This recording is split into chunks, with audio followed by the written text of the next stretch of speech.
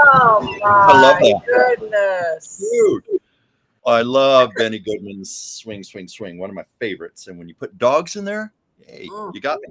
it's a win. It's a win. You Yes. know, it goes for 4 minutes. I was happy to just let it run. Oh, I was hoping you were actually. I was enjoying the little dance there. Now I know you're more a cat person than a dog person. I love both, but I do gravitate towards cats. As you know, Hmm. I have my Do wonderful tell us how your feline Sasha. friend is doing. Oh, she's off sleeping somewhere. Who either on top of my refrigerator, or she's in the bathroom, or she's on a windowsill. Maybe she'll wake up and she'll make a little cameo appearance. Sometimes she's been known to walk across the top of my couch here. How's Mila? Mila's doing well. She was here earlier. She may come back. Hmm. I miss me. Looks like we've got a message from Debbie Brady about the winner of the month. I think Yes, uh, I have it right here. Let me find it on my mhm. phone. I okay. Winner of Announcements. the month. Shall I announce it? Absolutely. Okay, it is Annie Hamlet. Hmm. Annie Hamlet.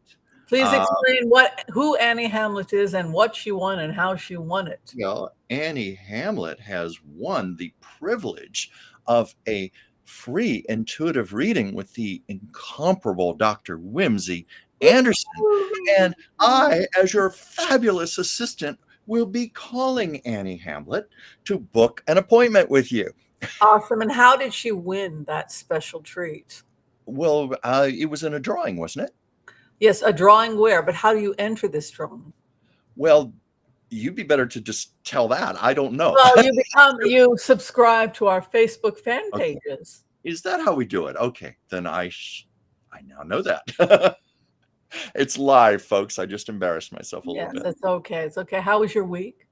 Oh, my week's been fabulous. Been working on artwork, making gifts for people in my family. Uh, been working on my own channel, making new videos. Did a live stream yesterday because of you.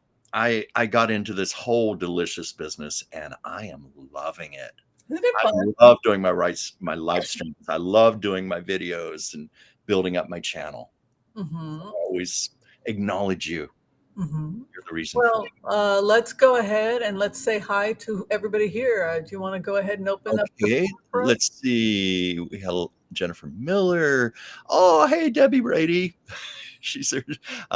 Claudia is saying hi. Hi, Uh, Claudia. let's see. Kay. Hey, you crazy two. Well, we are crazy two, aren't we? Well, hello, right back to you, you wonderful one. Let's see. Anne said hi, Whimsy, Chuck, and all. And let's see here. We were just I'm just seeing some wonderful familiar names here. It's always great. I mentioned to you that more and more I'm getting to know these people because I call people on your call list doing courtesy calls for Dr. Whimsy.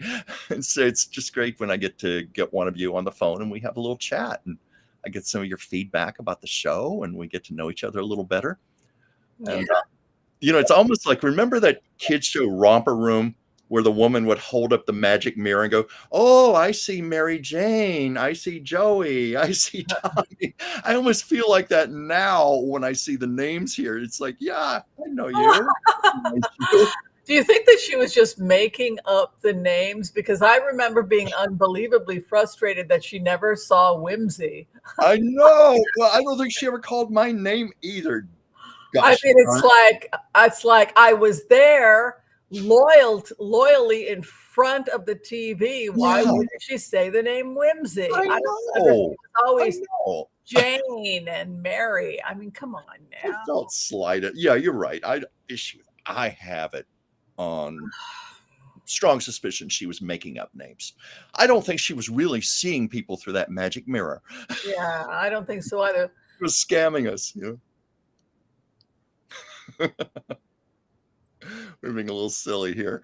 Oh yeah, Kay was even saying, "Oh my God, OMG, Romper Room! Wow, what memories, Romper Room!" Yeah, Claudia. Yeah, I think all of us, shall we say, our generation, grew up with shows Mhm. like that. It's I don't even know if that show's still on or not anymore. Well, I think it was just when women were starting to go into the workplace, the 60s and 70s when women Yeah. were starting to go back to school. And so I think it was the beginning of what would become latchkey, raising kids in front of the Oh, TV. yes. Don't you think? Oh, I know so. I think that really became prevalent from the '80s onward. Mm, That's what I noticed because it seems that that's when, I was accused of being of the television generation, but it seemed to be more so from the '80s onward because the television was being used increasingly as an electronic babysitter. right, When the right. mothers couldn't be home, and hence I Well, think yeah, it's coming down in generations ever since. yeah. For me, it was Captain Kangaroo was my Oh, teacher, yes. and Hobo Kelly. I don't remember Hobo Kelly, but I loved Captain Kangaroo. Yeah, Remember Hobo Bunny Kelly Rabbit was my and Dancing husband. Bear, Mr. Green Jeans, like the Uh, grandfather clock. right. Well, Carolyn Rossell says she's got 2 days without power after the Oh, big rain. no. I take it she's over in Florida. Is she talking about the Let me see here. I'm trying to see if I can find the comment here. Yeah, Uh, yeah, and, it looks like K Travel is talking about the results out of Colorado. You wanna talk a little bit about that? sure, that's the big news story right now. That broke out just about a couple of hours ago. Mhm. Yeah, but at least that's when I found out about it. I got a little news bulletin on my phone, and then I turned on my television. And here in LA, we get we get both the live, national news at 3:30, and then we get a replay at 6:30. And so at 3:30, I put on the national news. It's the same thing the East Coast is getting at 6:30, and they talked about it. Mhm. Yeah, it was. He's been disqualified from the ballot. Let's see, I made a note here. Yeah. It was the Colorado Supreme Court. They did a ruling that he's disqualified from the presidency because of the January 6th rioting. And apparently the Colorado Constitution has an actual insurrection clause, and Oh, wow. I could be wrong on this. Someone can correct me No, out I there. think you're right. I It think goes back to the Civil War era, but they were able to invoke that and apply it to Donald Trump. And the Supreme Court ordered the Secretary of State to specifically exclude his name from the Republican presidential primary ballot. So that's the big story. Wow. Yeah. Thank you for sharing that. I wanna give also a quick hello to Joel Tilson. He is our Thanks. floor director. Thank you for being here. So do you think we should go ahead? We'll continue to answer questions, but, yeah, the big news today out of, Colorado is that Trump has been, disqualified. Yeah. It's kinda interesting because I did a remote. Lately I've been doing remotes. Anybody else start getting remotes inside the shower where you do tarot cards and you're trying to figure out the answer and then you just let it go and then you go into the bathroom and then you start showering and then the answer like a mathematical equation is there and then you see it as if you're reading the front pages and you go, "Oh yeah, I got it." And that's how I felt about Donald Trump in the when I did the remote, I did the cards. I I did a reading for people on Sunday about Trump's future, but then after I walked away from it, I thought, I really don't think I have conveyed for people truly what this feels like. And it feels like they are taking the car keys away from grandpa. I mean, this guy is finished. That's a good analogy. That's Yeah. a really good analogy because you're making me think of that literally happened with my father when he was in his late 80s. My Mm, sister had to have the talk with him, but I think everybody dreads doing to their parent. It was a very humiliating thing to take away the car keys, but that's a good analogy for Donald Trump. Tell wow. me, in your opinion, do you think it will be rather fast that other states are going to follow through in a similar way? Yeah, I do. I think that there are, several states. I mean, it's very sad to be him as I'm a professional empath, so I try to be the person. I try to know what it is Yes. to be him. Yeah. And I don't have a lot of emotional complexities. Mary Trump has talked about that. This is not someone with a lot of emotional complexity in the sense that like today when I gave the reading, I had a three of swords over me, which is a sense of having been completely betrayed by everyone, including his own daughter. Yes, yes. And then the crossing card was two of swords. He doesn't have the capacity to feel the pain of his heartbreak. It's Well, too devastating. sometimes I listen to Mary Trump's podcast, and Yeah. did you read her book? Yes, I The did. I did. Yeah, she basically said emotionally he's like a 3-year-old child, Yes, it's 3-year-old true. child throwing tantrums. It's Yeah.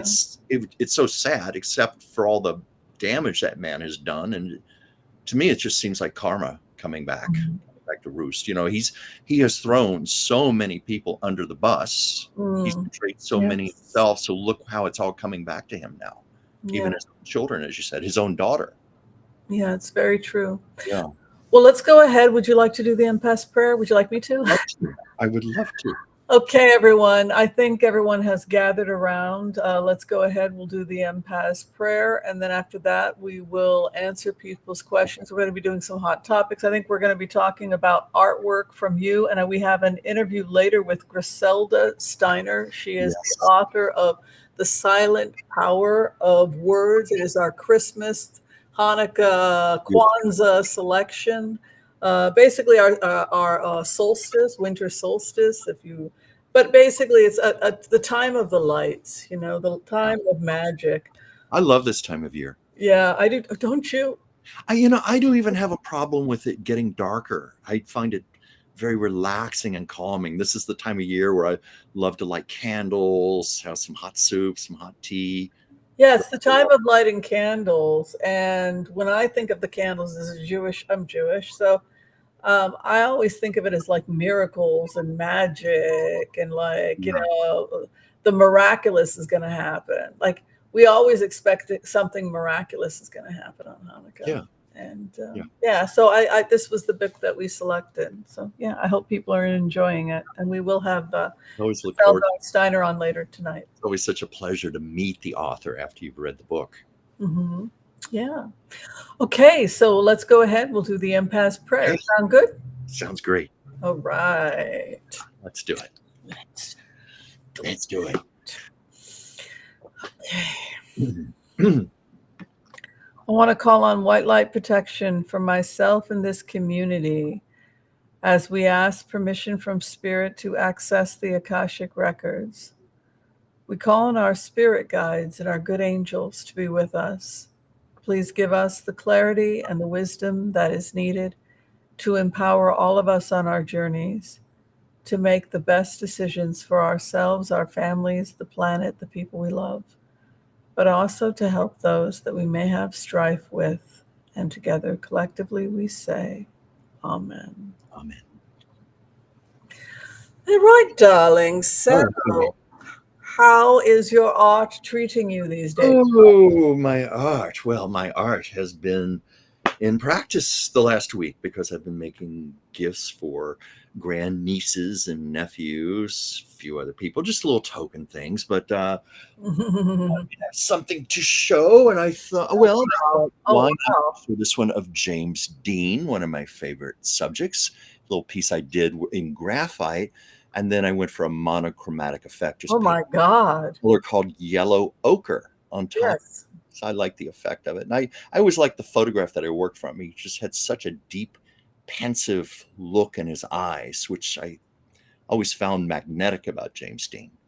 And, it's my great pride that I have a lot of my artwork in his hometown.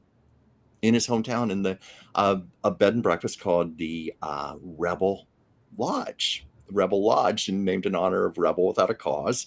I have a lot of my artwork there, a lot of my original paintings. I also designed an illustration for a big 7-foot lighted sign that is part of the downtown landscape. I'm part of Fairmont, Indiana, and James Dean, and the Rebel Lodge is situated about 75 feet or so, if that far even, from where James Dean actually stood when he was famously photographed for Life magazine. It's the picture of him in his farm clothes, and he's walking down the sidewalk, and so I'm proud of that. You had this is an example of where you can have a metaphysical connection with somebody Yeah. where everyone thinks you're crazy and then it Oh, turns yes. out to be true, like going on a date with Drew Barrymore, where that guy had that bizarre I think he had a dream he was going to go on a date with Drew Barrymore. He became obsessed with it. People thought he had to see a psychiatrist, and then the movie ends with him going on a date with Drew Yeah. Barrymore Yeah. because he just knew that he was going to go on a date with Drew Barrymore. And Drew Barrymore found out about the documentary and said, "You know what? We got to go on a date." I Right? love And it ended love with stories like that. them having a glass of wine and just talking about, and they had all this stuff in common, film, etc.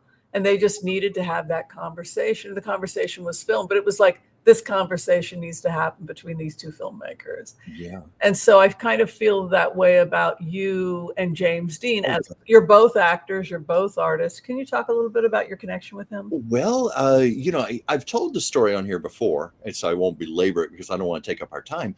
But he came to me in one of the most vivid dreams I can ever recall in my life, where it was in real time. And he came to me and said, "Hey, I want to see your hometown. I want to see where you grew up." I'm going to set this down here for a moment. But he said, "Come on, take me to your hometown. I want to see where you grew up." And in real time, it's like 3:30, 4 o'clock in the morning, something like that. It was pitch black. We went back to my little tiny town in Virginia, and we were holding hands and floating like 3 feet off the ground. And I was taking him past my high school in the downtown area, and I showed him the house where I grew up. And he was saying, "Well, that's cool. That's really cool." And then he disappeared, and I bolted awake.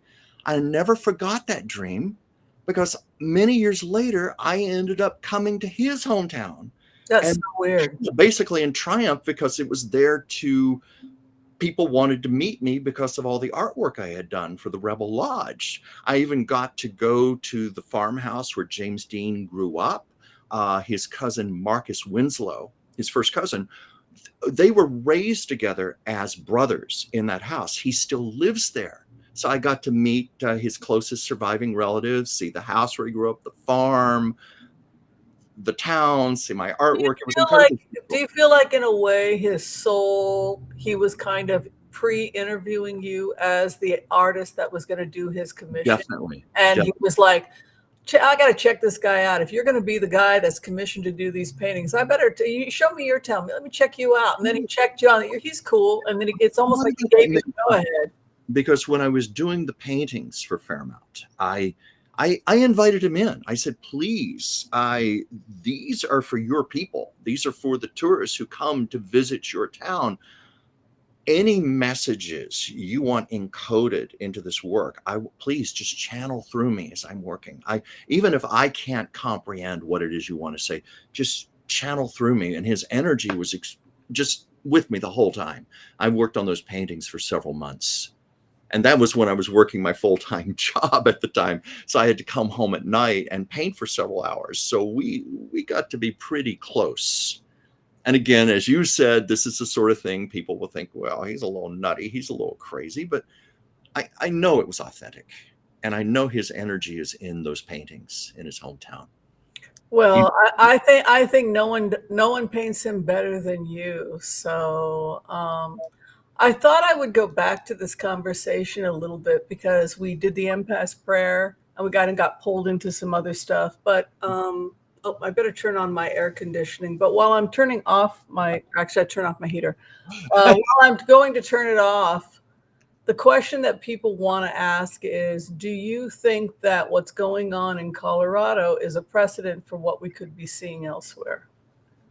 Uh, Certainly, I think a lot of it is going to depend on individual state constitutions. As in this case, they had what was called the insurrection clause, and they used it to their advantage. How that's going to work in other states, I don't know, but I like to believe very much that they're going to find the necessary loopholes. Um, and I think it will factor in if it's a red state, if it's a blue state. Red states, it might be harder to do this, to get their candidate off of the ballot. But certainly, I wonder if it could happen here in California. Yeah, well, That he would didn't. truly be devastating. Our electoral votes, we have the most of any state. Well, I don't. I think it's really more the swing states. He doesn't stand a chance of winning in California, but I would be curious if he's thrown off the ballot in Pennsylvania, actually, I think they already ruled that he could be in Michigan. The point is if any of the swing states, uh, Florida, Michigan, well, Florida's not even a swing anymore, but then it would really be over for him. But Colorado is is blue purple. You know what I mean? Yeah, yeah.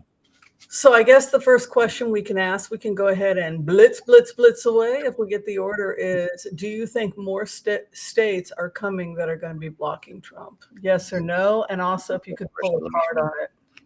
pendulum here. More states blocking. More states blocking. Okay, it's leaning toward yes, my pendulum. Yeah, me How too. many, I don't know, but I'm getting a leaning toward yes. There was a little uncertainty, but it started to go toward yes. And yeah, I'll go ahead and show my cards. You can I mean, if you want to pull an oracle, you can, but we have the evidence card here, 3 of Pentacles, or the blueprint, attempting smoother waters. But you can see here he has fear of, look at this, he's cornered. Yeah. His cards, and then the final outcome, 10 of Swords. I never, I mean, 10 of Swords, the guy's taken out. I just don't see a future here. Yeah. Yeah. Yeah, so I would say not only do I think that it's going to happen in others, it's just, it's over. I always get this. People are like, no, he could run again. Look, I don't believe in magical thinking. The man is awaiting to see how much he's going to pay on the Trump board. But if you go into the remote, like the one I gave today, now they're going after him personally. It's not just the Trump org. You go into the Akashic records, he's got like Queen of Pentacles right over him, which is the feds, the money woman. That's the IRS. That they're looking. It felt to me like this guy had been evading paying his taxes since he was born. Yeah. It wasn't just the Trump org, it's everything. It's the Trump org, it's his personal taxes, it's his personal possessions, they're going to take his golf clubs away. Are they going to take his solid gold toilet? I mean, it's just goes from bad to, look at the evidence, the building block of the case. Look at the outcome. Wow. I just don't see it for this guy. I just see it as justice. Justice. Like most of the viewers out there, myself, for years we've been watching this man just get away with the most atrocious actions time and time again. And I certainly go, well, where's the justice in this? Where's the karmic justice? When is this going to catch up with him? So yeah, and now Mark Meadows. The other thing is how cowardly these people are. It's not like they're going to the tower with dignity. It's one of the things that I've talked about. You look at Mark Meadows and the other people that are trying to make a deal right now. They're not dying with dignity. They're not going to the gallows and dying. I'm dying with my convictions. No, they're whining and blaming the other person and crying, and it's like, particularly in the case of Mark Meadows. I mean, he has no spine. No, a lot of them don't. Giuliani's another one. You heard about what happened with him, right? Oh yeah, yeah, and I think all of us were applauding that decision. Now, those two women may never see a penny from Giuliani. What was it? Something like $148 million settlement, Right. but at least they were vindicated because those two women suffered so unfairly because of him. Mm-hmm. And then also the electors are in trouble. Now there's some serious problems. Aren't the electors waiting for conviction soon? That's my understanding. Is the jury out or something? What's the latest? Oh wait, what was it? It was in the news. I think the trial delayed because they're waiting for the Supreme Court decision about whether or not Donald Trump has immunity for things that happened during his presidency. I hope I'm not wrong on that, but I think that's what's going on at the moment. Okay, so he's asking for immunity in, is that in Georgia? I'm not sure. Maybe one of our viewers would know. Immunity for Trump. He doesn't want to testify, isn't that right? Well, that's it. Yes, he doesn't want to testify. Let's go ahead and see if But he's the reason I say I don't know is because there's the New York trial, there's the Georgia trial. I mean, it's getting convoluted. yeah, I'm completely baffled, but let's Yeah. go ahead. I think it's that he doesn't want to be called to the stand. Yeah. Is it the fraud thing we're looking? We can't keep. There's 17 Keep up trials. with You it. know that he's. I can't keep up. 17. There's 17 different cases. Can you Yeah. keep up? I can't. 91 indictments. I mean, federal indictments. I mean, Oh, okay. Debbie says he wants blanket immunity for all of it. that would make sense. Well, that would make sense if he's POTUS taking rules on control of Trump's the Supreme immunity for Court. January 6th in January of 2024. Yeah. Okay, so our floor director is, let's go ahead and check that then. Is the guy going to get immunity? I don't think he The is. Supreme Court. Yeah. Donald Trump going to get Yes, some no. immunity from the Supreme Court. I'm getting. Oh, I went to a no. Pretty swift. Pretty swift. Oh, really? What are you getting? Let's see. I hope I phrased the question correctly. 91 charges according to Joel. Yeah, 91. I'm getting a no. Yeah, I'm getting a no too. Not only that, but it can proceed. They're saying the Supreme Court is saying it can proceed. Death. I am not. You see me shuffle, people. The reaction from the courts. Look, they're not lovey-dovey with this guy. No. I think the best he can hope for is dream, dream, dream. 401s, I think he could be looking at charges, more charges coming on January 6th before this spring. IRS, yes. Joel Tilson is saying that the IRS would likely seize all of Trump's assets. That's what I see. I mean, I think they're going to take his freaking golf clubs, because what it feels like to be Donald Trump and what it feels like to be the IRS and this kind of pressure on me is it feels like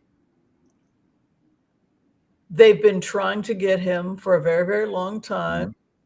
They knew he was guilty for a very, very long time, and he's eluded them for a very, very long time, and they now finally have irrefutable proof, and they're going to take it all. Well, they're taking their time to build an airtight case, doing it very methodically. I think they waited too long. I mean, do you think it really had to take this long? Maybe it did. Probably not, but I just get the feeling they didn't want to take any chances. So they were being very, very careful to make sure they had all the evidence in place. But you're right. The man is so corrupt. Probably they could have gotten him on half of the evidence they have right now. Even a quarter of the evidence right now would have been enough probably to put him away. This was something that I find really strange that's been going on both with Putin and with Trump, is this yo-yo back and forth between simultaneously talking about denazifying Ukraine, which is headed by a nice Jewish boy, and simultaneously both of them spewing the most fascistic rhetoric. So it's just a very bizarro world they live in. Don't you think? Yeah, I can't figure it out. So the topic that came up had to do with Sandra Day O'Connor. I believe she was laid to rest. Right. Do you have any feelings about that, my dear? Well, my goodness, goes without saying, a great, great lady, historical figure, trailblazer, the first woman ever to serve on the Supreme Court. And she, wasn't she considered a great moderate? She was often looked upon as a swing vote on the court. I think that a lot of her voting record went in that direction. Was it Gerald Ford that put her on the bench? No, it was Ronald Reagan. Oh, really? Yes. Oh, I remember. wow. I remember Ronald Reagan appointed her. And I remember her saying that she wanted like all a bunch of women there or something. I don't know. Well, yes. Yeah, she did say that something to the effect that I may be the first, but I certainly am not gonna be the last. I'm paraphrasing terribly, but yes, she did say something to the effect that it was her hope that she was not gonna be alone there, and of course, now was it I think it's am I correct? It's 5 women now who have served on the Supreme Court total? Well, I don't know. I'm trying to think of who put RBG on the court. Was that Well, for? that was, Clinton. Oh, that was Clinton. Okay. Yes, and See, I I'm feel like completely Hillary unfact. was behind that one. Yeah. Okay. Yeah, Very, very cool. Yeah. So her son was talking about almost taking a B in civics and having to do extra credit, and I thought that was kind of funny. Like, yeah, how much pressure you would have to be under to get good grades if you had Sandra Day O'Connor as a parent. yeah, yeah. Um, I like Sandra Day O'Connor, and, it's such a shame, Alzheimer's, the same thing that afflicted her husband. She was I think she retired from the Supreme Court to be the caretaker for her husband. mm. His Alzheimer's, and then it came to her later. But Oh, no, really? Wow. tremendous respect for the lady. Do you have your own recollections or feelings about Sandra Day O'Connor and her legacy? Well, I just remember, I mean, I still remember when I was 18, 19 years old going on dates, women had, you know, we didn't have credit cards, the guy had the credit cards. Yeah, We didn't buy property, the man brought the property. I mean, I remember those days. I came of age where a lot of women didn't buy houses. I mean, that was unheard of back then, right? yeah, it And was. so, we've really come a long way, baby, since, you and I were teenagers, right? Don't you think? Oh my god. It's a long time ago. You say when we were teenagers. But Okay. Yeah, you were gonna say something well, I else? was just gonna say there was comment here, never forget her and her vote for George Bush. Now, yeah, I gotta say that's something I do not like about her, because George W. Bush was basically appointed the presidency because of the Supreme Court. I Right. thought about that. I'm glad you reminded me. No, that that's not something well, she sided with her fellow Republican, but that was just such a travesty. What was the final vote in, Gore versus the state of Florida? Does anybody You remember what mean in, the electoral, or you mean the Supreme Court final Supreme vote? Court? It wasn't, close, was it? I'm not sure. That's one of those things I would have to look up on my phone or something, or maybe somebody out there would know. I don't know what all we know is it was the majority. It was 5-4? Are you serious? Was it that Oh close, my 5-4? god. Oh my god, I didn't realize it was that close. That is terrifying. It's just, Al Gore won the popular vote. Hillary Clinton won the popular vote, and twice, but Well, twice oil won, right? Twice the oil people won. yeah, And that's the problem when you become a businessman, right? If you're a businessman, you're going to think in terms of what's good for business. And at that point, you're no longer thinking in terms of what's right and wrong. You're going to think in terms of what's best for my business. money. And that's ultimately why we are concerned about the billionaires. Because if you're more powerful than the Constitution, if you have the power to do what you want, Yeah, speak to heads of governments about business, and override right. pure democracy, how can you talk about pure democracy when you're wheeling and dealing and making decisions that impact the rest of the world? That's not a pure democracy, is You know it? what you're reminding me of? Do you remember that 1976 film Network? Yeah. Which is known for "I'm mad as hell and I'm not going to take it anymore." There's this scene with Ned Beatty. I forget what capacity his character was, but he's calling in Howard Beale to basically tell him he has to change his course. And there's this beautifully written speech, and I'm paraphrasing terribly, but this was back in 1976. He said, "The nations of the world are Exxon and Mobil and Shell Oil," and he's naming off all these corporations. He said, "These are the nations of the world." And look how so much of that was prophetic how it's come true in a Well, lot. I see it just in the business world. Say, for example, your company is required to produce certain kinds of chips and you need pure metals to do it. Well, then you'll justify anything to get those pure metals, including contracts you may have with countries with questionable human rights records. Yeah. So all of the sudden your agenda becomes, I've got to get this stuff for my business to keep my business flowing, and you're wheeling and dealing, and all of a sudden you're not adding into the equation what is good for the planet in terms of human rights, justice. All of a sudden it's about my trade, right? Which is kind of how we wound up where we wound up right now globally. It was really scary, just to switch gears a little bit and go a little bit into the international, that Putin was speaking to his war people, to the military, and he said that nothing was going to stop him.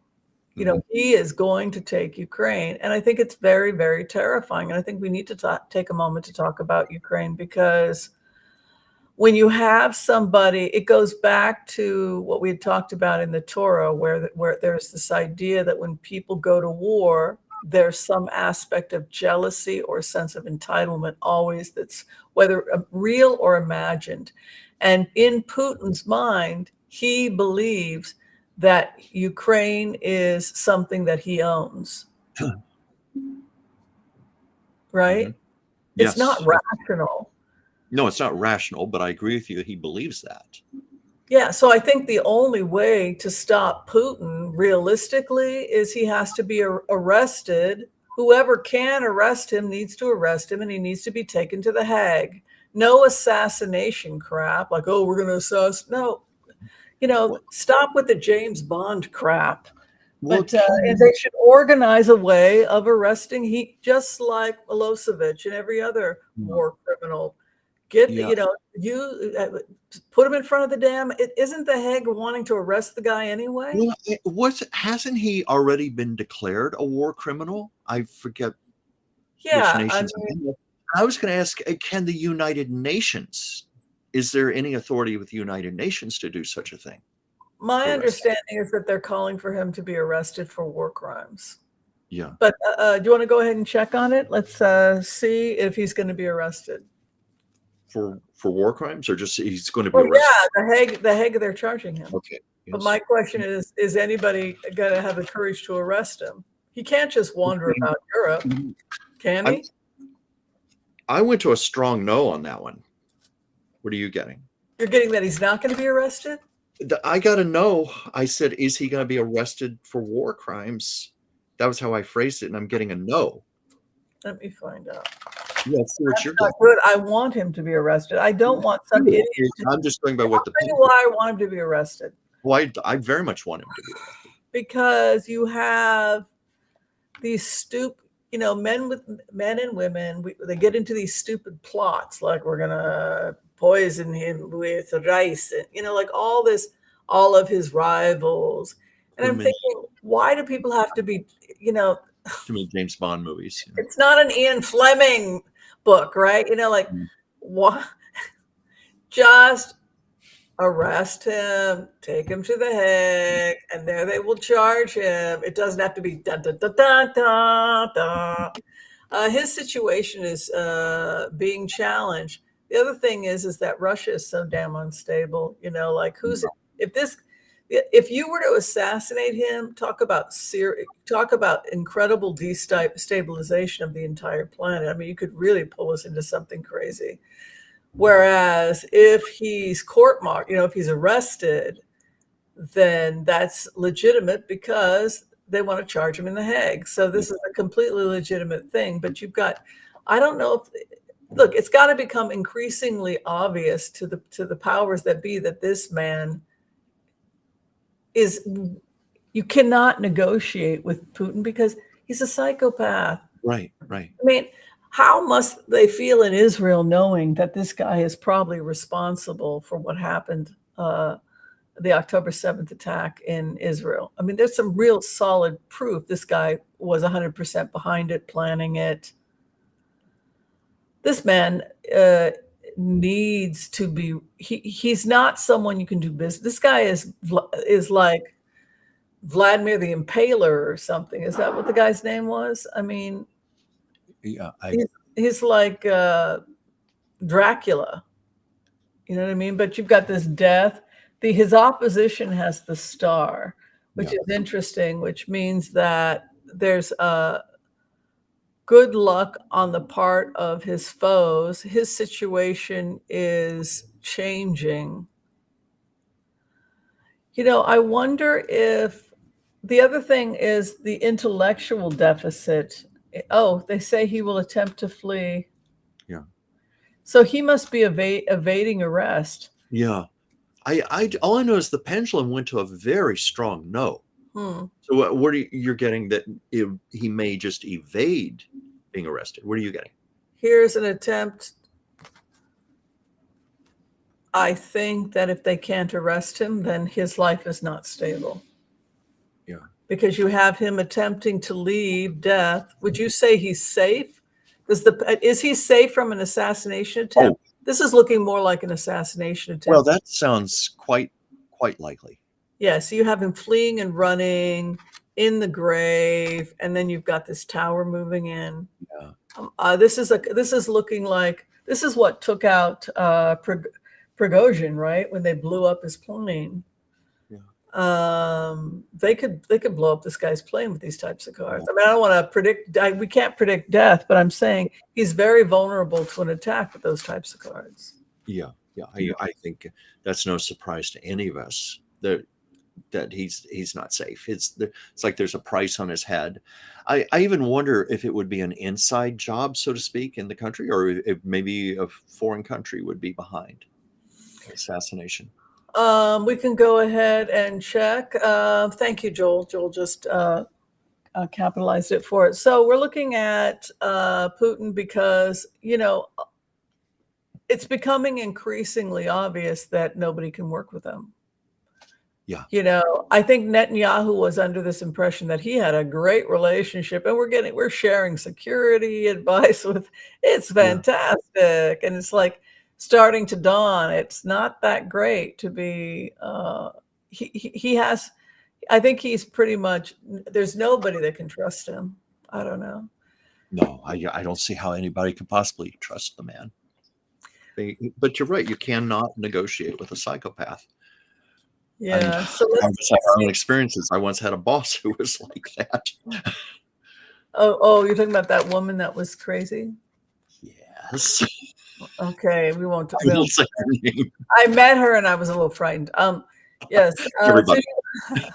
You want to check and see if he's at risk for assassination attempt? Sure. Well, I think we know that already, but I'm going to ask the pendulum.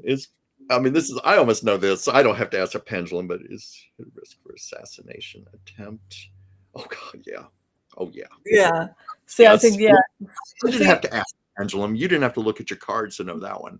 Yeah. Well, I think what could happen is if they find it impossible if it's impossible to arrest him and put him before the Hague, if it's just physically not a possibility, you've got this evidence against him, taking the sword away from him, and then you have this containing him. Look at that containing of him. Oh, and then hanging him up. They will find some way to get rid of him. The guy is really a threat to. I mean, he is a real threat to Russia. Russia used to be great after the fall, like with Russia with love and all that other stuff. This guy totally messed everything up. Yeah, not the Gorbachev era. So a little bit of celebrity gossip that people wanted to talk a little bit about. We can talk about other things today with people. Have you heard anything about this Jonathan Majors? Oh, yeah. Well, another one bites the dust. Is that it? You want to tell people what's going on with this individual, who they are, and it's a tremendous fall from grace for this actor, but he was, of course, convicted by a New York jury for assaulting his former girlfriend. What was her name? I'm trying to. I'm blanking on her name. But pardon me, folks, having a senior moment here. But anyway, he was convicted for assaulting his former girlfriend, and sentenced to 1 year in prison, which, it's up in the air if he's ever going to serve a day of his jail sentence. They were talking about that on the news today. He might have a judge who might want to make an example of him, make him serve 30 days of it or something. But the real price he has paid, his management firm, Entertainment 360, dropped him immediately, severed all ties. And it was not long afterwards, seemingly like within minutes, Disney came out and announced they were canceling all film projects with him. And of course, he was part of the Marvel universe. He was set to be in the next Avengers film. He had an independent film where he had gotten rave reviews at the Sundance Film Festival.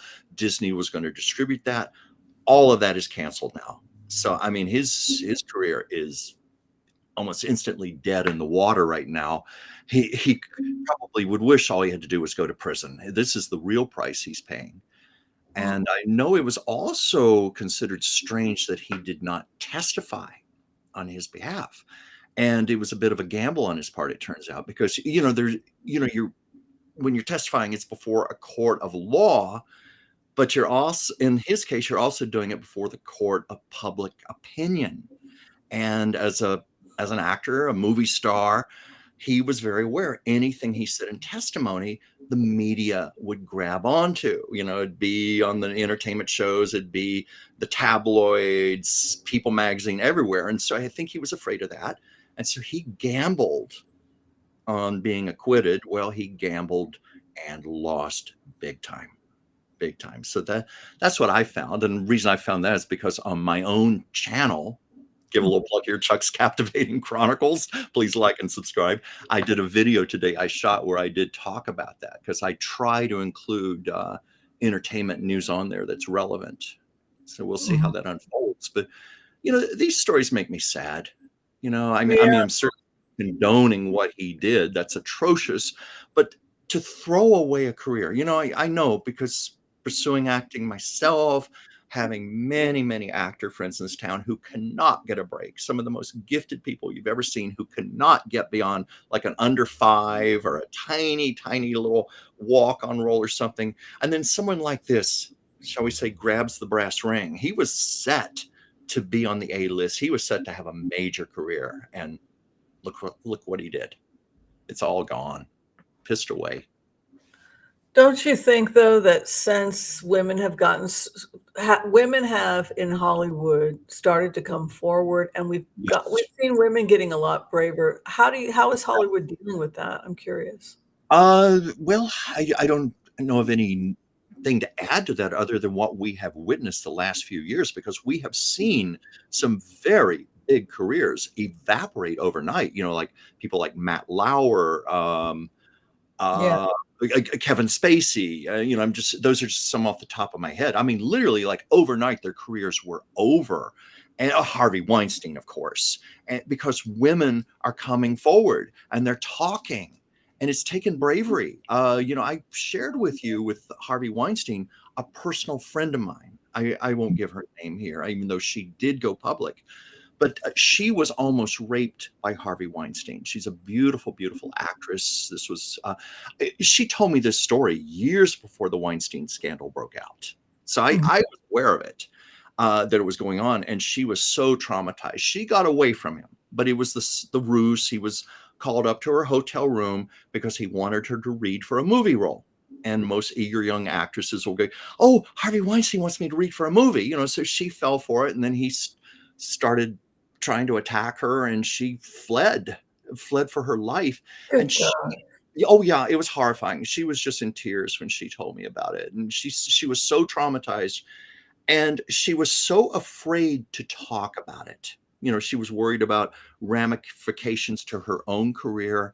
And once the Harvey Weinstein scandal broke out, people who knew about it, like Ronan Farrell, he knew about it. They started pressuring her to tell her story, and she still was not ready to do it, because she felt it needed to be on her terms and not because some reporter was harassing her going, well, you have an obligation to tell this story. And she said, no, I don't have an obligation to anybody but myself. But she finally, and I remember talking to her on the phone. She lives in New York now, but she said, I've made the decision that I will come forward and I will tell my story. And she did go on some of the interview shows and told her side of the story. But I know how hard that was. It took a lot of bravery.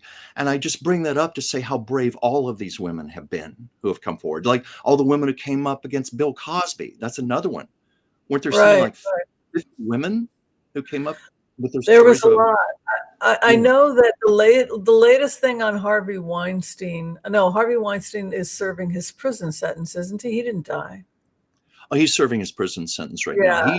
He's serving, I think, New York, and then he was brought here to LA and he was put on trial for another case, and now he's serving time for that as well. I mean, he'll be behind bars the rest of his life. Really? I didn't know that. I do know that he couldn't be. I mean, I think he's got like hundreds of years of sentences against him right now. It's something absurd. He's been convicted so many times over. He is such a repulsive person. I'm sorry, but a vile human being. Now there are something like 100 and have you heard this latest thing about Epstein? Speaking, I think that people are thinking about death. They're thinking about Epstein. But have you heard that they're going to release all of the names from Epstein's Black Book? You might know more than I do. Well, it just came out, I think, today or yesterday. There's something like 160 something names that are on Jeffrey Epstein's Black Book. And I've seen a lot of the names already. I mean, like Woody Allen, Bill Clinton. Yeah, I mean, the names, Brunei, or what it was, the fashion guy from France. I mean, there's no. Oh, this could be explosive then. I didn't realize. Yeah, I mean, I've already seen a lot of the names, but I guess now they've got a release of the complete names. And Trump was one of the names also. Surprise, surprise. And I think Ivanka, I mean, he had people's names that might have not been related to those activities. It might have just been other things that he was doing, but he had names like Ivanka Trump. He had names that were like really surprising, like just people that you knew had nothing to do with that industry. But also he had dealings with the guy from Microsoft. I mean, Bill Gates. Yeah. So Joel is asking, what is our opinion about Epstein? Dead, alive, hidden somewhere? I think he's dead. I think he's dead too. Let's go ahead and check. Yes or no, dead? Dead. Well, I've got a pretty clear yes on that. I was like, went right to yes, like, yes, he's dead. You know, the main thing I get when I go into his energy is that the FBI, even though he's dead, the FBI is still conducting investigations regarding his clients with additional prosecutions, because you have an Ace of Wands, but you've got this High Priestess coming in, which could indicate some kind of hidden investigation or something. Also, slow and steady, a judgment comes. You know, like Giselle, his partner, she's serving life in prison. She was so desperate to get out, she offered to go to Ukraine. She offered to volunteer to go to a war zone. I'm not kidding. She was like, I can still do something with my life. Send me to Ukraine. So prison is so bad for you, you'd rather go to a war zone. Can you imagine?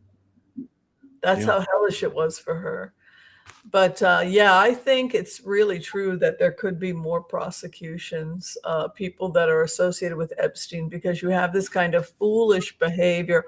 Also, that's a phallic symbol, like foolish with one's phallus, you could almost argue. Plenty of evidence, though. I'm seeing more prosecutions. Look at this, the courts. And people having to defend themselves. So basically what the cards are saying is that even though Epstein has passed and Giselle is serving time, the people that did business with them are still alive, and they themselves could be facing further prosecution. Wow. What do you think about that? Does that give you a happy smile in your face, or what they have Oh my God. a skip in How, your step? how do I respond to that? I don't know. It's like, I just let's just hope justice prevails. Whatever is for the highest good, the highest justice.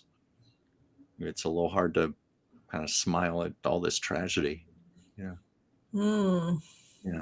Well, any weird news you wanted to share? I can't. I'm trying to think if there's been anything weird in the news lately. Anybody have a suggestion for us?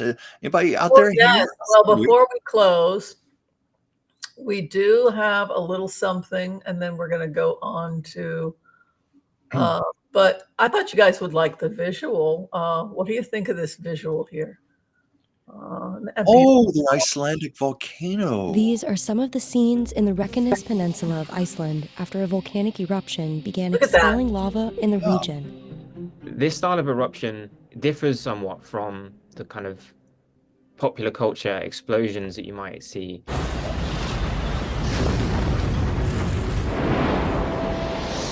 Here's why this eruption looks so different and what threats it poses.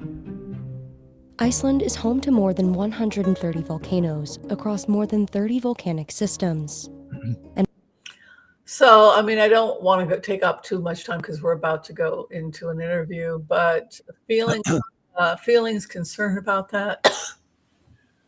Well, I'm just thinking back. I told you it was about 12 years ago. There was an Icelandic volcano that actually affected air travel between the United States and Europe. I Right. had a friend who was stranded in Europe for like 3 weeks. She could not get home. I understand there were Europeans here who could not get back home either because you couldn't fly over that space. And I remember I was planning to go to Europe that year. I had a big birthday that year. I was planning on taking a trip. And even though the volcano had ceased erupting, they said it could do it again. And I was afraid to go to Europe and get stranded over there and not be able to get home. So that's my memory about it. How do you? Wow.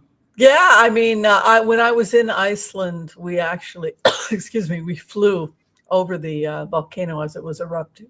Wow. Excuse me. So it was very, very exciting. Wow. Did you worry about your safety being in the plane over the volcano? I guess you were high up. We flew around it, so and they were able to, because it had been going off and on around that time. But basically, the air quality was the biggest concern. Yeah. Yeah. Well, that was the concern with air travel, why it had to be shut down. I think it had to do with visibility. Mm-hmm. I Yeah. remember that news story. And that was my immediate thought when I heard about these volcanoes. Is it affecting air travel? And especially this time of year, holidays, people taking big Possible. trips. You're taking a trip next week. And Mhm. I was wondering how that was going to affect people. Well, did you have fun? I always have fun. I love doing this show with you. So we're going to switch gears for those of you. Do you want to talk about what's coming up next? Well, we have, of course, the marvelous author Griselda Steiner and her book, The Silent Power of Words. I should show this in camera range. Exciting lady. I mean, Whimsy, you chose this book. Yes, I And did. I've been enjoying it very much. I love how to me, she writes the way I sometimes paint, Very going passionate, racial very visual. colors, passion. She writes in words that invoke feelings. It's almost like they're encoded, which we'll ask her about that, but hence the title, The Silent Power of Words. And Whimsy, let me ask you, what drew you to the book? Because this was your selection. I get lots of people's excuse me. I get a lot of people submitting books, but I was drawn to the energy, and Yeah. and I felt excuse me, I felt like I wanted something spiritual Well, for that's just as I was for the holidays. Hanukkah, Christmas, Kwanzaa. I wanted something that was going to be about the lights, about the sacred. And I felt like it was the right selection for December. Oh yeah, well, there's just, as you said, there's just tremendous energy in this book. It encompasses her poetry. She has song lyrics in here, some things from treatments for screenplays. I mean, this woman is prolific. Well, And let's, without further ado, shall we bring on? Hi, Griselda. You guys are so much fun. Oh, thank I you. heard you backstage, and you work so hard. All this takes so much coordination and work. Well, Whimsy and I we have a chemistry that's just there. We've known each other for years. We just work together. We just naturally clown with each other. And so all we have to do is just be ourselves and have fun. But it's just such a privilege to have you here. And first of all, I want to thank you for my autographed copy here. The copy. I love inscribed books because when I hold it in my hands, I love knowing the author held this book in their hands and they personalized it. I always get a kick out of that. So to me, that has an energy all to itself. But tell us about your, what drew you to this project? I mean, what inspired you to write this book? I'd like to read something that's part of my book. And it's by John Mohawk, Turtle Clan Seneca. And he says, an individual is not smart according to our culture. An individual is merely lucky to be part of a system that has intelligence that happens to reside in them. In other words, be humble about this always. The real intelligence isn't the property of an individual. The real intelligence is the property of the universe itself. Yeah.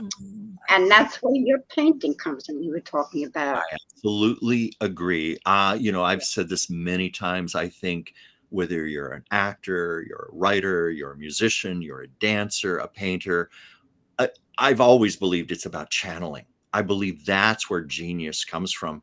I know when I'm painting, I get out of my head and I get here. This is where it comes from. Now, you as a writer, imagine you do have to use a lot more of your intellect combined with your channeling. But maybe you can tell us about your writing process. Well, I would some love of my poetry, like this, isn't my thought process. Mm-hmm. It's coming from outside. I wrote a book called a poem called The Second Sun. Yes. And it's about the fact that the inner earth is the second sun. Today its dawn has come. And we're always looking up for the answers. Yeah. But really, earth changers are coming from underneath the earth, from the center of the earth. Now, this wasn't my idea. It just came. Yeah. Well, I'll just throw out, I've said on the show, I do a lot of spirit writing, where I just, I don't go into a trance. I'm guided and I write what I hear.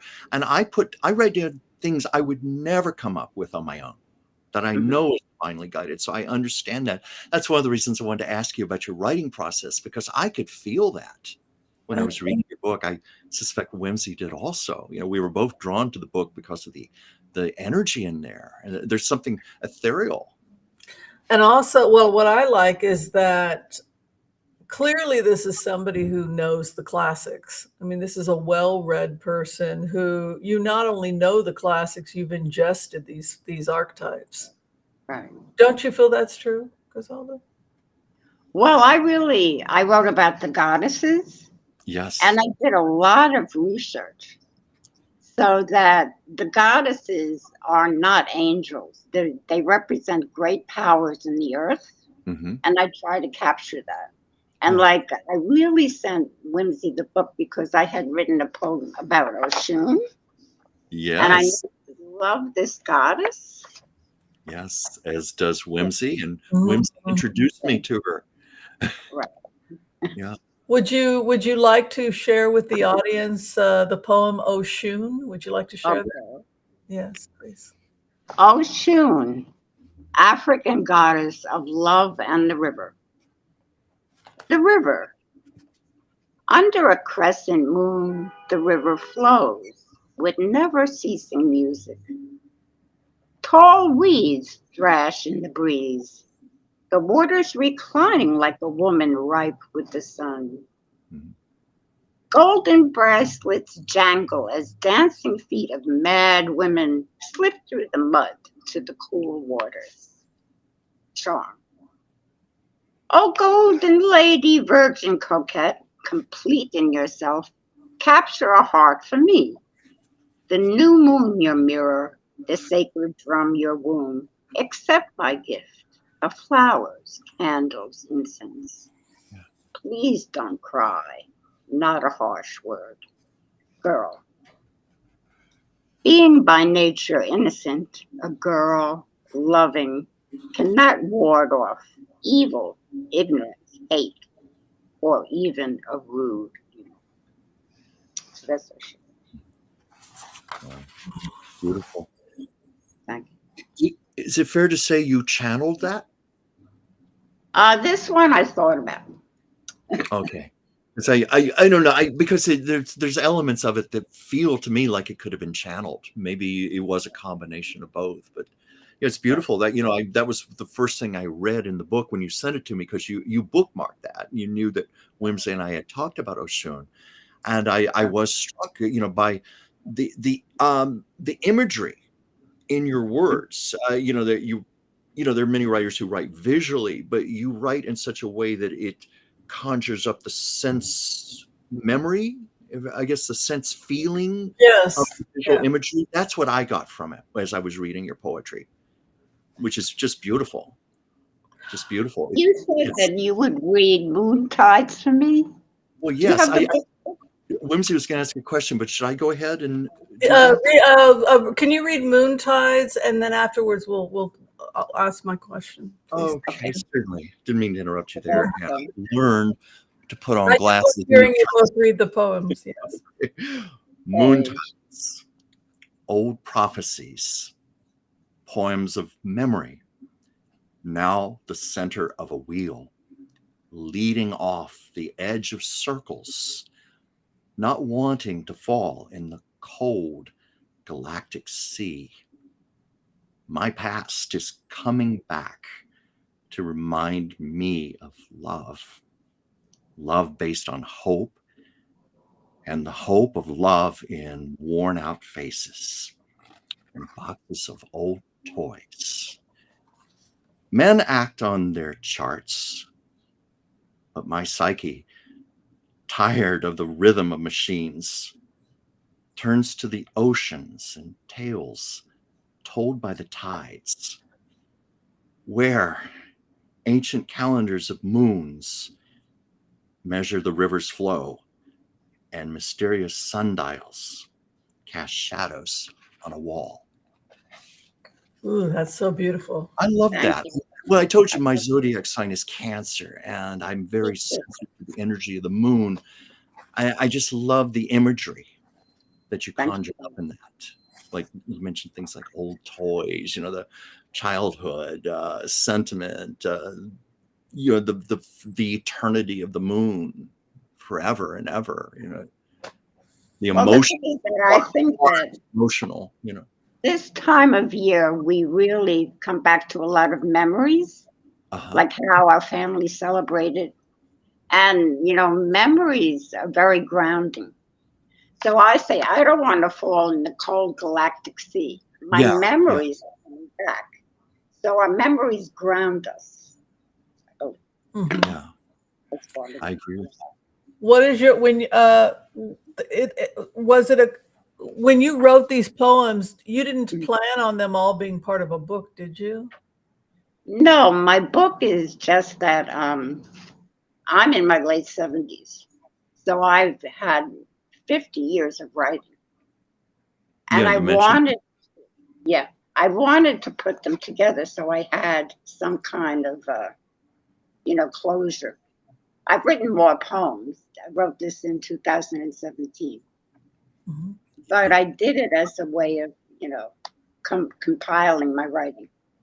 Yeah, I was going to ask you what the impetus was for creating this book, and I guess you more or less have answered the question. And you even mentioned in here that it's like 50 years worth of work in here. Am I Right. correct in that? That's amazing. But what is it that you hope to convey to the readers of this book? Anything in specific? Um, what I wrote to you in the letter is that when you read a novel, you're reading straight through a narrative. But Yes. when you're reading poetry, maybe you read one or two poems because it's such a concentration of thought and imagery that you Mhm. can really just absorb one or two. Now, Shakespeare did a great job by getting it all to work together, Yeah, putting a lot of heavy imagery together. but he was But challenged. we got to Yeah. channel him, the bard. Yeah. Anyway,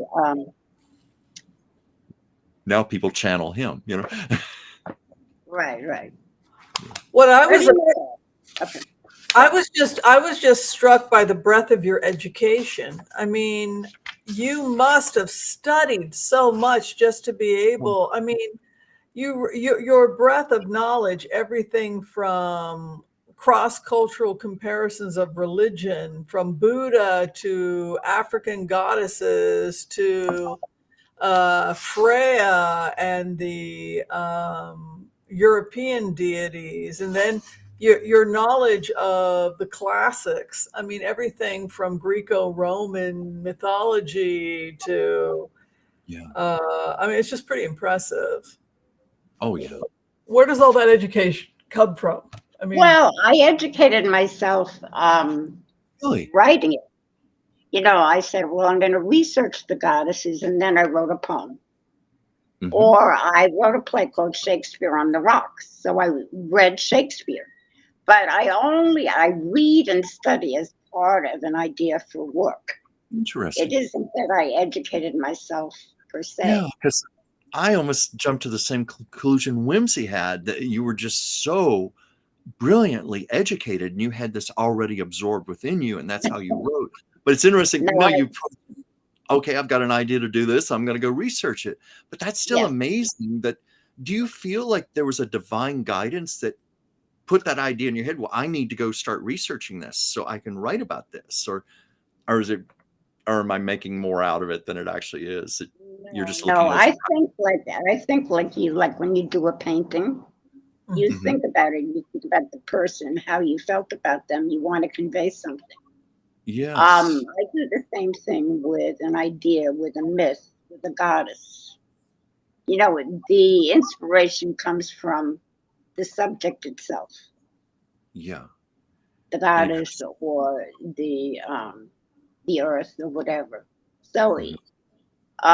sometimes I feel that I'm getting knowledge that is not mine.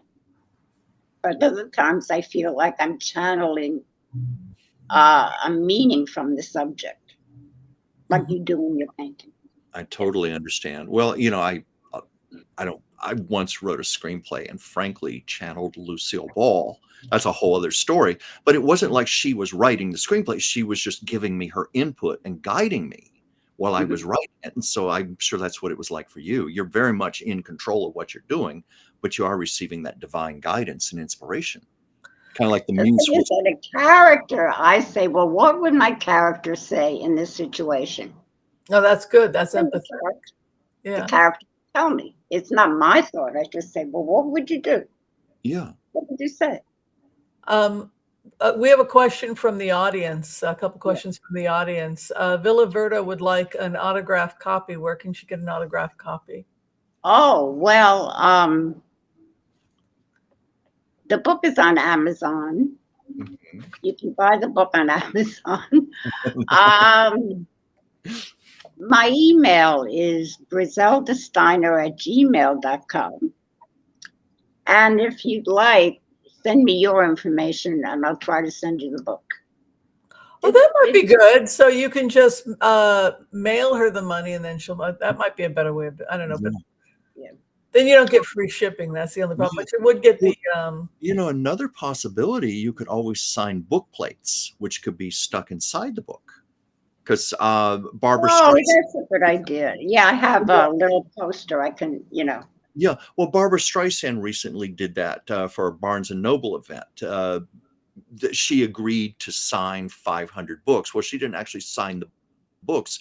She signed the little book plate stickers, and those were put on the on the inside front of the book. So that might be an easy thing for you to do. It'd be very easy to ship to people. Just put it in an envelope and mail. That's a good Oh, idea. I've had idea. That's a very good idea. Yeah. Yeah.